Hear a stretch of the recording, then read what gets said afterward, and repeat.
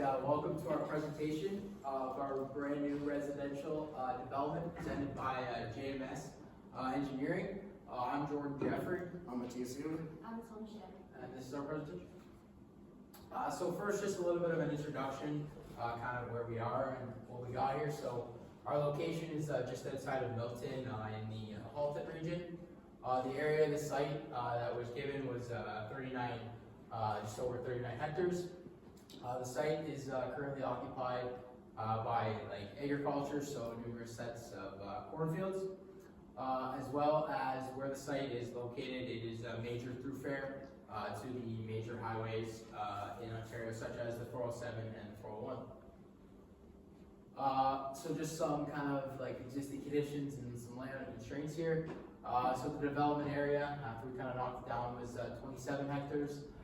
In this presentation, you'll really see it focused on our phase one of the design. A couple of constraints.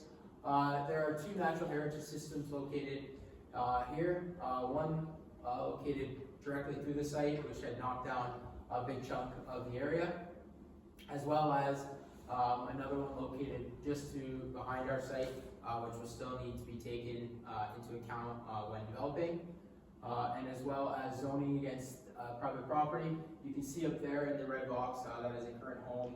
We obviously don't want to build on or anywhere near said property. A couple key points that we had while designing the subdivision layout was to make sure that we had diverse housing. And this could be seen through our 185 single-family units, our 69 semi-detached units, and 75 townhouse units, bringing it into a total of 329 units. Along with that, we wanted to make sure to have two entrances as to not bottleneck the subdivision, and each entrance is off of Regional Road 25 and the other on Britannia Road. Along with the subdivision design, we wanted to make sure to have green space integrated throughout the site, and this can be seen through our parks as well as a soccer field that we wish to install in the later date. Along with that, we wanted to make sure we had an efficient pathway system running through the site as to make sure the subdivision is easily accessible regardless of where you are on the site. Along with that, we wanted to prepare for future developments on the adjacent properties beside us, and that can be seen through our dead-end roads, and we will touch more on that in the design.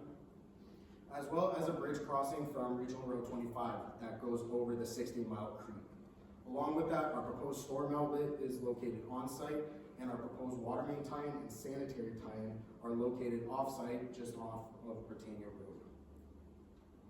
So for the water main, the Halton Region Water and Wastewater Design Manual was referenced to calculate water demand for the proposed development based on the equivalent population estimates. The site is designed to accommodate a population of 818 persons, utilizing the criteria for residential water demand of 275 liters per capita per day, a maximum daily demand of 593.4 liters per day, 593.4 liters per minute was calculated. Calculations for each area of water requirements for the site can be found in the functional servicing report. The fire underwriter survey method was employed to calculate the fire flow. The required fire flow for the largest block was determined to be approximately 17,000 liters per minute. So total anticipated water demand will be 293.2 liters per second. To determine the available flow rate within fire flow and pressure within the existing water main system, the hydrant flow test will be required, and our JMS Engineering believes it will be bigger than the requirement. The system will be designed to have a minimum pressure of 140 kilopascals, not exceed 700 kilopascals, with a design operating pressure of 350 kilopascals. The project site will be serviced by connecting to the existing 400 millimeter water main on on the south side of the boundary at Britannia Road, and another 400 millimeter water main on the west side of the boundary at Regional Road 25, creating looped system. The proposed water main will extend through the subject site and connect to the proposed single house unit to meet domestic requirements. The pipe sizing was determined by calculated water demand of each layout to supply minimum required flow from 190 liters per second up to 283 liters per second. A 300 millimeter diameter water main is designed. And as per the region's requirements, minimum cover of 1.7 meters and separation of half meters will be maintained. This proposed water main crosses the existing creek. According to the region's design manual, it will have a cover of 3 meters to meet the requirements. The region of Halton requires 3 valves at T intersections and 4 valves at a cross intersection. These will be placed according to the manual, and fire hydrant sets will be installed at 150 meters at intervals, including main anchorities, valves, rigid pipes, and restraints as required. So for our sanitary sewer, just a little bit of an overview, as mentioned, we are connecting just off of Britannia Road. This main line will service to all lots. And as mentioned before as well, we want to connect for any future developments such as phase 2, so there's a stub located there at the dead end. Criteria that was meant to be followed, we had a minimum cover in the area of 2.75, so all pipes are placed at that or deeper. The minimum pipe slope of 0.5%. Minimum pipe size for all main line was around 200 millimeters. The pipe lengths in between each manhole is 120 meters max.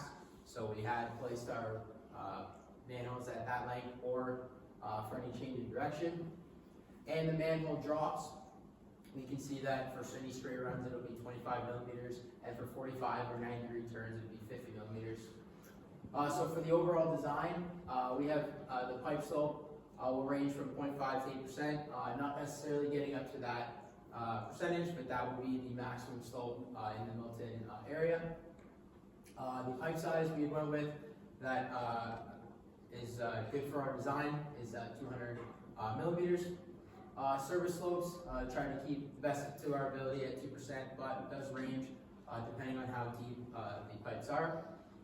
Structure size will be 1200 millimeters for all structures, and it does comply to our 200 millimeter pipe size, as well as one drop structure located as the pipes were very deep the existing pipes were very deep located in Britannia Road.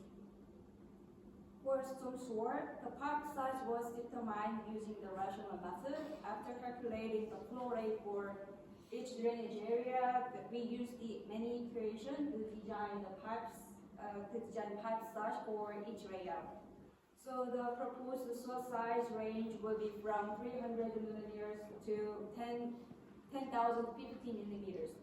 The 10,050 millimeters pipe, as the large on our side, will collect storm water and discharge it into the proposed pond. As council required, the cover will be maintained at 1.2 meters, but some areas may not have the enough cover, so insulations will be provided as needed. The sewer slope will consistently maintain at 0.5%. We designed the sewer system to combat with maintenance holes spaced within 130 meters. Since the existing creek crosses the proposed road, we designed the storm sewer which captured west side of the from the west side of the proposed site and connected to the existing road on Regional Road 25. The estimated flow rate for the site is 84 liters per second, and which is relatively small, so we believe it will not affect the existing storm sewer system on Regional Road 25. For storm arrangement, the town requires that the development provide an enhanced level protection of water quality control based on the MECP guidelines. The UGS will be installed and will treat the runoff from the rooftop, driveway, and parking area. Since the site has increased imperviousness, the peak flow control is required. According to the town's requirement, the allowable leach rate is the 5-year pre-development peak flow. A glass soil will be installed within the proposed site to detain the increased runoff, thereby mitigating it. Erosion and sediment plan will be prepared by installing to the beginning of the construction. A silt fence will be installed along the site boundary to intercept runoff flowing outside. A monument also will be installed at the entrance of the construction zone to prevent mud tracking from the site onto surrounding land and perimeter roads. A silt set will be installed in existing catch basins near the site along Britannia Road and Regional Road 25. These contours will be inspected after each rainfall event to ensure they are maintained in proper working conditions. So to continue with our storm water management, this is our lovely storm pond. Obviously, the storm pond will be designed for the whole site, not just phase 1. It is designed to the 100-year storm events for the post-development based off of the 5-year pre-development. The orifice plate size is 700 millimeters. Yes, it is a little bit on the larger side, but for the sizing of the pond is already on the bigger side, and with the space that at our low point, it was needed for that size of the orifice plate for drainage. As well as the access path will be located all around the site for any cleaning or anything like that. As well as a 2.8 meter berm in the forebay with a 40 meter settling length. And the active pond depth will be 2.7 meters and will all flow to the existing creek located on site, which is the 16 Mile Creek. Now for the grading, as you can see here, in phase 1, there are over 102 single detached lots, as well as 69 semi-detached lots. You can see the semi-detached in the red rectangle, as well as the single detached located within the green boundary. Most of these lots follow the same typical drainage plan of having a back to front slope of 2% roughly. The exceptions are the split drainage lots located on the property line, and that was it to tie into existing topography. So one of the constraints of the grading was definitely the tying into the existing topography on the edges, and that's what we did with this split drainage lots. Along with that, we are redirecting flow the opposite way. The flow flows to the left hand of the screen. However, the design is now flowing to the right, meaning a lot of fill. Speaking of fill, the needed fill for the site was just under 200,000 meters cubed and just under 40,000 meters of cuts. That brought the total earthworks to roughly just under $1 million. With the underground services, which included the sanitary, the storm, and the water main, that brought the entirety of the underground services to roughly $3 million. Including HST, that brought the total cost of the phase 1 limits of $4.4 million. This is excluding roadworks such as the granulars and the asphalt. So just conclusion here, why GMS? We feel that overall, once cost estimate will be fully completed, we feel we'll have the most feasible site, as well as overall site flow, and we feel that the site flows well, and we feel you should choose us. Thank you. And any questions?